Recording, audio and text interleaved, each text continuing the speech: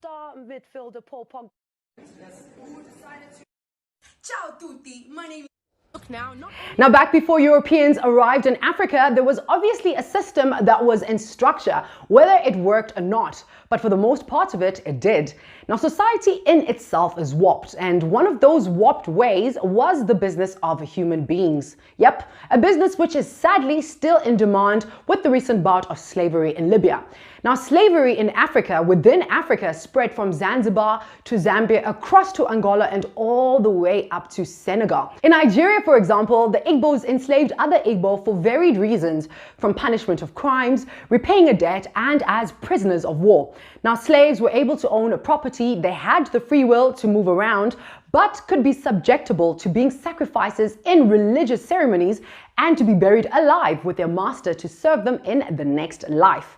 Now, before you judge these slave traders, this practice of slavery goes way back to Anno Domini, and evidence is found in religious scripts in the Abrahamic religions, the Dharma religions, as well as the Maya religion. Now, interestingly, the Inca religion did not practice slavery, but apart from that, this proves that slavery has been a thing, regardless of it being morally acceptable. So with that being said, why do we only focus on white slave masters who transported Africans across the transatlantic?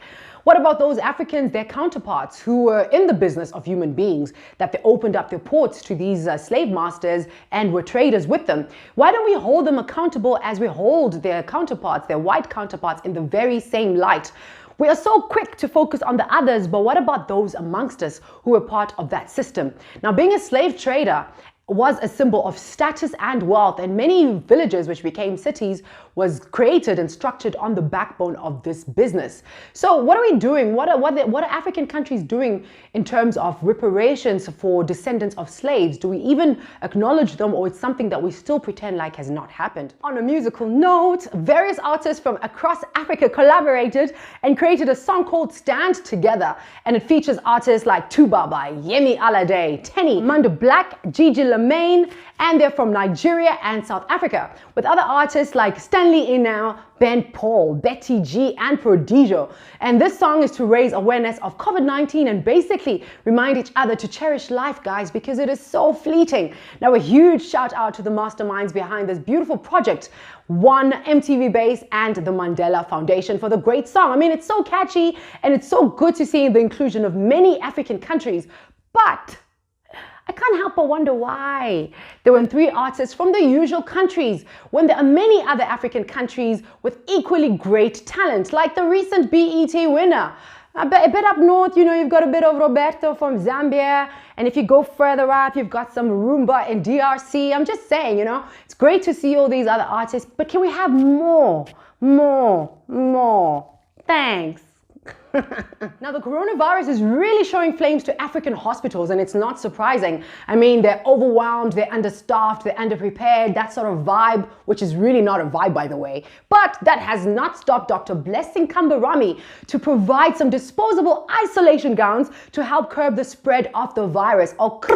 Now, Dr. Kambarami has a side business which is called Martha and Son, and it's a pharmaceutical company, and it's providing these gowns, it's making these gowns, and it's providing these gowns to hospitals in Chitungwiza, Zimbabwe. Hello.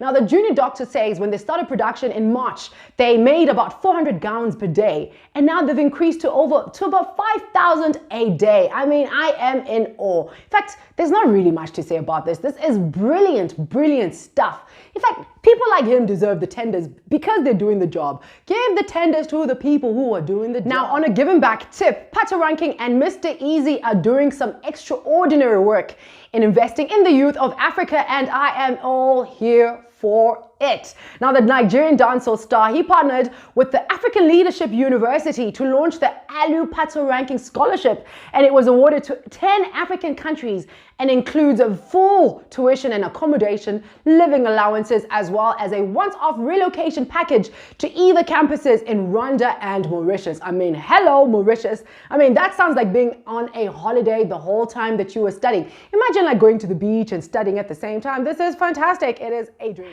Now, Mr. Zagadat, on the other hand, has launched a $20 million fund to invest in the future stars of the continent. Yes, Yes, yes. Africa Music Fund will essentially assist up-and-coming artists in getting the music out there and exposure to new gigs and revenue, and also just to teach them the finance of music, the business of music. Now, he wants to create a new model for the music business, and it will provide financial assistance to artists.